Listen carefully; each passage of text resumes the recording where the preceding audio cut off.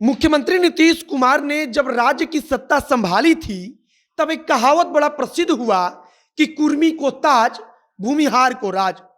उस समय कहा गया कि भले ही मुख्यमंत्री नीतीश कुमार के सर पर मुख्यमंत्री का ताज सज गया है, लेकिन असल तौर पर राज तो भूमिहार कर रहा है। और इसका कारण भी था कि लल्लन सिंह की चलती उस समय प्रशासनिक स्तर पर बड़ी तेजी से बढ़ी। उस समय की एक कहानी सुनाई जाती है कि जब ग्रामीण विकास मंत्री रहे बैद्यनाथ महतो को लल्लन सिंह ने फटकार लगाई थी। और यह बात तब की है जब नीतीश कुमार की सरकार नई नई बनी थी। कहा जाता है कि लल्लन सिंह ने जब फटकार लगाई और कहा कि किसी भी अधिकारी के ट्रांसफर का आदेश आप सीधे तौर पर नहीं देंगे, बल्कि आदेश देने से पहले आप एक सूची हमारे पास भेजेंगे और हम जैसा कहेंगे उसी आधार पर सब कुछ होगा। तब चर्चा हुई कि भले ही कोई कुर्मी मुख्यमंत्री की कुर्सी पर बैठ गया है, लेकिन असल में राज तो भूमिहार ही चला रहा है।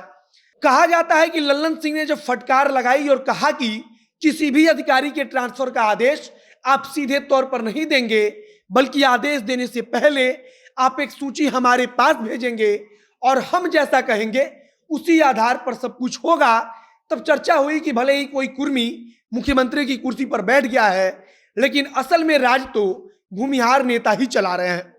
लल्लन सिंह के साथ मुख्यमंत्री नीतीश कुमार की खटपट भी हुई, लेकिन फिर भी लल्लन सिंह नीतीश कुमार के इतने खास रहे। और आरसीपी सिंह नीतीश कुमार की अपनी जाति के होकर भी क्यों बेगाने हो गए, इस सवाल को समझना होगा कि कैसे लल्लन सिंह ने नीतीश कुमार के लिए एड़ी चोटी का जोर लगा दिया था और कैसे नीतीश कुमार को मुख्यमंत्री की कुर्सी तक पहुंचाया था। बाकी अब नमस्कार, मेरा नाम है मोहित कुमार सिंह और आप देख रहे हैं हमारा विशेष कार्यक्रम एक्सप्लेनर।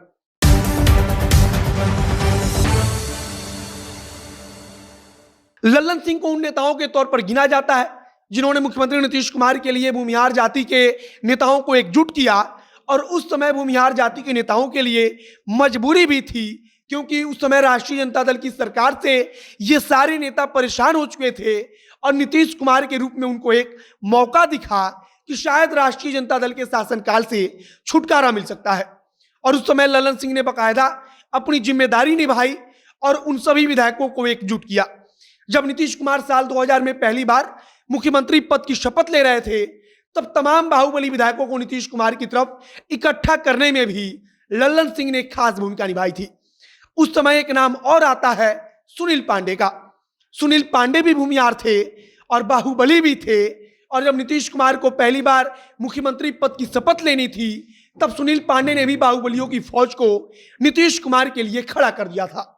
मुन्ना शुक्ला से लेकर राजन तिवारी तक तथा अनंत सिंह से लेकर सूरजभान सिंह तक, इन सभी बाहुबलियों की फौज नीतीश कुमार के लिए खड़ी हुई और इन सबके पीछे सुनील पांडे और लल्लन सिंह का नाम लिया जाता है।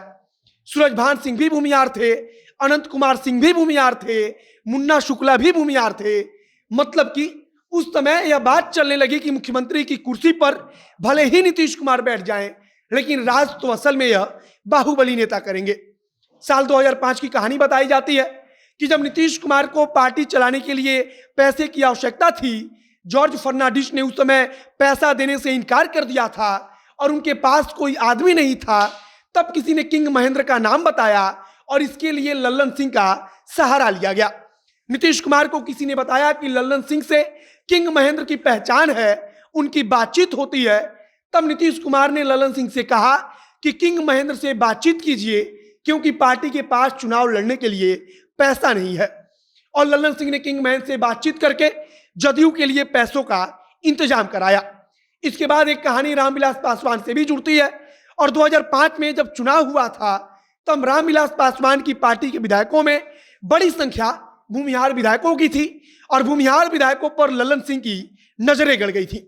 उस समय भी नीतीश कुमार के लिए लल्लन सिंह ने रास्ता तैयार करने की कोशिश की और आगे फिर रास्ता बनाया। इसके बाद जब नीतीश कुमार सत्ता में आए, तब लल्लन सिंह की हैसियत बढ़ी और प्रशासनिक स्तर पर लल्लन सिंह की तूती बोलने लगी। किसी भी अधिकारी के ट्रांसफर से लेकर पोस्टिंग तक में बताया जाता है कि लल्लन सिंह की इजाजत के बगैर कोई फैसला नहीं होता था। और उस समय यह कहावत बड़ा प्रसिद्ध हुआ कि कुर्मी को ताज, भूमिहार को राज। लल्लन सिंह और नीतीश कुमार के बीच ऐसा भी वक्त आया जब रिश्ते खराब हुए, लेकिन नीतीश कुमार के लिए लल्लन सिंह ने इतना सब कुछ किया था कि नीतीश कुमार लल्लन सिंह को ज्यादा दिन अपने से दूर रख नहीं सके। भूमिहार जाति से ताल्लुक रखने वाले और भी कई ऐसे नेता थे जो नीतीश कुमार के लिए काम करते थे, लेकिन समय बदला और वह नीतीश कुमार से दूर होते चले गए या नीतीश कुमार ने उनको खुद से दूर कर दिया। लेकिन लल्लन सिंह ने अपनी एक अलग जगह बना ली थी। लल्लन सिंह नीतीश कुमार के लिए कितने महत्वपूर्ण है, इसका अंदाजा आप इसी बात से लगाइए कि जदयू के इतिहास में अब तक कोई भी अगड़ी जाति का राष्ट्रीय अध्यक्ष नहीं बना था, लेकिन लल्लन सिंह पहले अगड़ी जाति के अध्यक्ष बने। लल्लन सिंह भी 1974 के छात्र आंदोलन की उपज हैं और 2005 में जब नीतीश कुमार सत्ता में आए तब वह जदयू के प्रदेश अध्यक्ष का पद संभाल रहे थे।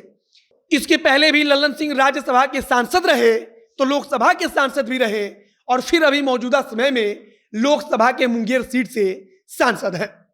अब आरसीपी सिंह भी नीतीश कुमार के करीबी रहे, लल्लन सिंह भी करीबी रहे, लेकिन आरसीपी सिंह नीतीश कुमार का विश्वास नहीं जीत सके और लल्लन सिंह ने हर ऐन मौके पर नीतीश कुमार का साथ दिया, चाहे वो लालू प्रसाद यादव से टकरार की खबर हो या फिर कुछ और उसी का देन है कि आज लल्लन सिंह फिर से नीतीश कुमार के सबसे करीबी हैं, सबसे विश्वास पात्र हैं और आरसीपी सिंह नीतीश कुमार से दूर हो रहे हैं। बाकी लल्लन सिंह और आरसीपी सिंह की अंदरूनी राजनीति को लेकर आप क्या सोचते हैं उसे कमेंट बॉक्स में लिखकर बताइएगा। आगे अगर कुछ नई जानकारी आएगी तो उसे हम आप तक पहुंचाएंगे। फिलहाल इस वीडियो को हम यहीं पर समाप्त करते हैं। वीडियो को शेयर कीजिएगा, फेसबुक पेज को लाइक कीजिएगा और अगर यूट्यूब पर देख रहे हैं तो चैनल को जरूर सब्सक्राइब कीजिए। मिलते हैं फिर बहुत जल्द अगले वीडियो में। कैमरे पीछे खड़े ओम प्रकाश और मैं मोहित कुमार सिंह। बहुत बहुत धन्यवाद।